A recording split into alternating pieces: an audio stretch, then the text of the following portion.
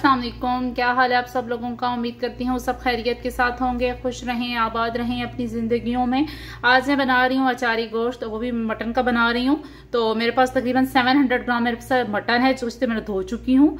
और यहाँ पे मेरे पास 2 अदद प्याज थे, जिनको मैंने इस तरह रफली काट लिया है। यहाँ पे कुकिंग ऑयल है मेरे पास ½ कप, अदरक लहसुन है, टमाटर है 1 अदद मेरे पास।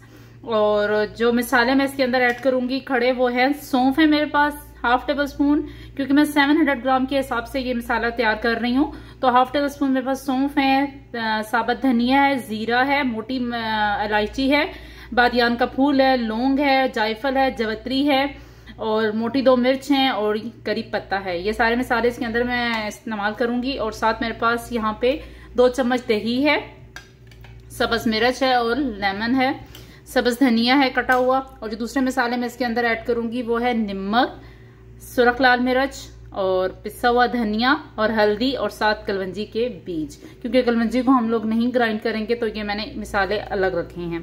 और ये जो मसाले मैं ग्राइंड करूंगी ये मैं आपको बता चुकी हूँ। तो बनाना स्टार्ट करते हैं। तो सबसे मैंने यहाँ पे कुकर ले लिया है, ठीक है। उसके अंदर मैं ये गोश्त डाल दूंगी, ठीक है। और साथ ये जो प्याज थे वो भी इसके अंदर मैं शामिल कर दूंगी।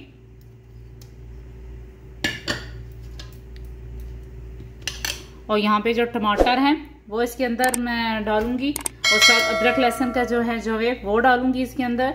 और पानी इसके अंदर मैं डालूंगी जितना इसमें ये गोश्त डिप हो जाए, क्योंकि प्याज भी पानी छोड़ेंगे और टमाटर भी पानी छोड़ेगा। और साथ इसमें मैं सिर्फ और सिर्फ नमक और हल्दी अभी फिलहाल डाल के इसको मैं तकरीबन 7 से 8 मिनट के लिए इसको लगाती हूँ कुकर में। और फिर उसके बाद मसाला बनाते हैं इसका। इसको वेट लगा दिया 7 से 8 मिनट के लिए।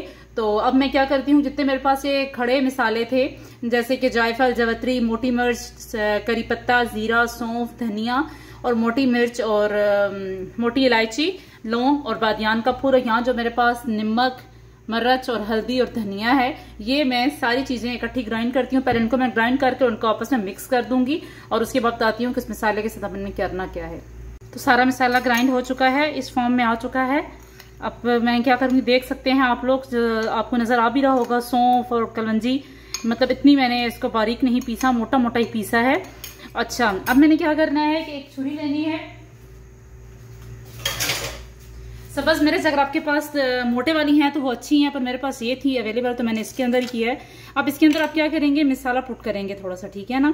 सारी सब्ज मिर्चों के दरमियान आप ऐसे मसाला फिल करती जाएंगी और जो बाकी का मसाला होगा वो मैं मसाले के अंदर डाल दूंगी।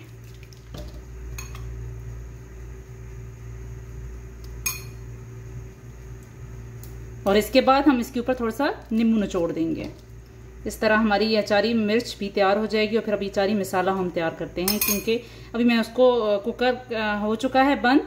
तो अभी मैं क्या करूंगी, उसको किसी और पैन में शिफ्ट करती हूँ और फिर मसाला बनाना स्टार्ट करते हैं हम ग्रेवी इसकी।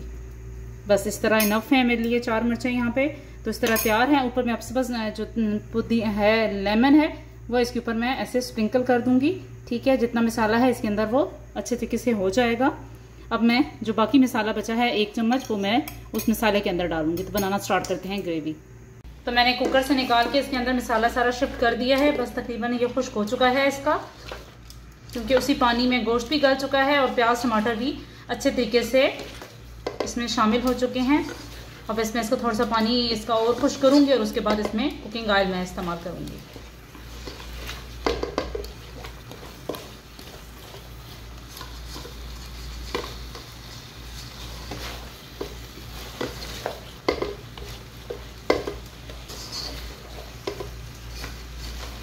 पानी तकरीबन खुश्क हो चुका है, क्योंकि इसकी साइडें लग रही हैं। तो अब मैं क्या करूंगी, इस पॉइंट पे कुकिंग ऑयल जो ½ कप था वो मैं इसके अंदर डाल दूंगी और इसकी अच्छे तरीके से भुनाई करूंगी मैं।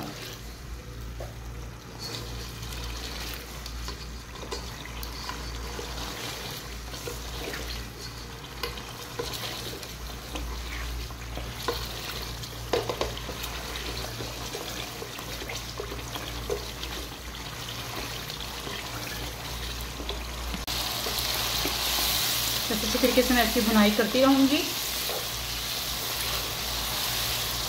अब इसके बाद जो मसाला मैंने आपको बताया था मैंने ग्राइंड कर लिया है, वो तकरीबन फिलहाल मैं इसमें 1 चम्मच ऐड करूँगी भर के।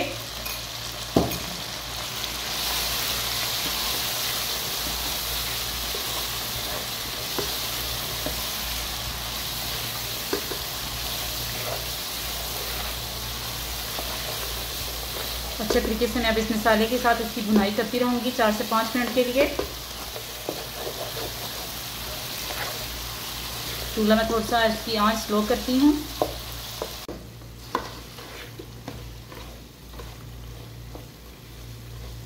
अब इसकी मैं आंच स्लो करके और ढकना देके तकरीबन इसको 3 से 4 मिनट तरीके से कुक करूँगी और उसके बाद फिर हम इसमें पानी शामिल करते हैं।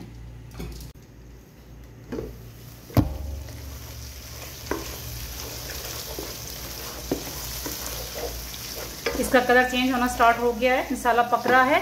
अब मैं क्या करूँगी, थोड़ा सा मैं इसके अंदर पानी शामिल करूँगी।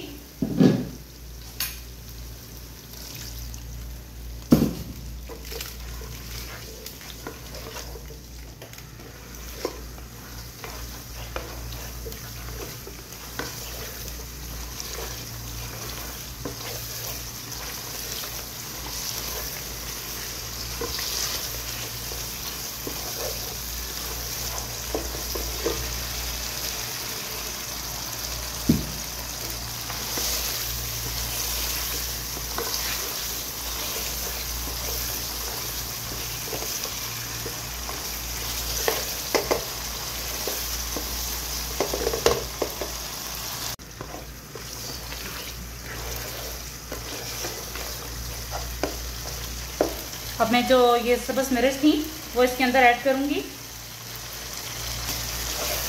ताकि वो अच्छे तरीके से मसाले में शामिल हो जाए, उनका टेस्ट गोश्त में चला जाए।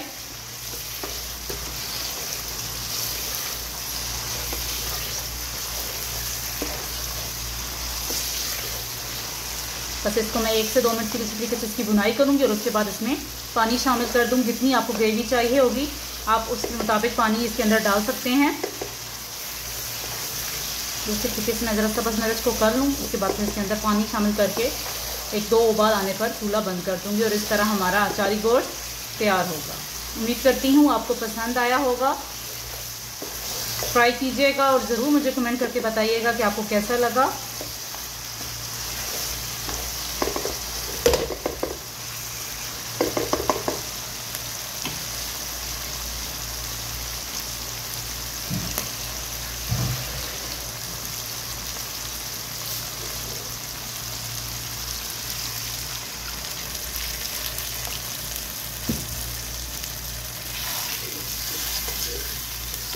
बस मैंने पानी शामिल कर दिया है। अब इसकी तकरीबन 1 से 2 उबालियाँ आती हैं तो उसके बाद फिर मैं इसका चूल्हा बंद कर दूंगी, क्योंकि जो गोश्त है वो ऑलरेडी टेंडर हो चुका है।